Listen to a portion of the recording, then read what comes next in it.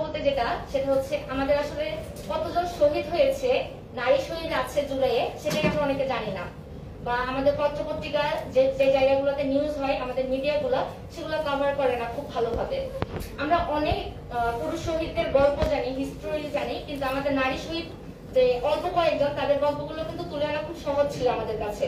আমাদের নারীরা যারা আমরা হচ্ছে অ্যাক্টিভিজম করছি, তাদের সবার উচিত ছিল যে আমাদের প্রত্যেকটা নারী শহীদদের জীবন, তাদের পরিবারের কাছে যাওয়া, তাদের জীবন নিয়ে দেখা। যেমন আমরা এখানে হয়তো অনেকেই জানি না যে সুমাইয়া আক্তার যিনি শহীদ হয়েছেন, তার 2.5 মাসের একজন শিশু তখন ছিল, এবং তার এখন 10.5 মাস বয়স হয়েছে। তো সে তার নানির কাছে বড় হচ্ছে। এই যে একজন 2.5 মাসের একজন শিশু তার মাকে হারিয়ে ফেলেছে, সেই শিশুর জন্য আসলে আমাদের রাষ্ট্র কি করছে, বা আমরা কিভাবে তাকে অ্যাড্রেস করবো, বা তার কষ্টটা আসলে আমরা কিভাবে লাঘব করতে পারি, এই জিনিসগুলো নিয়ে আমরা ভাবি না। আর আমরা যেটা দেখেছি 1952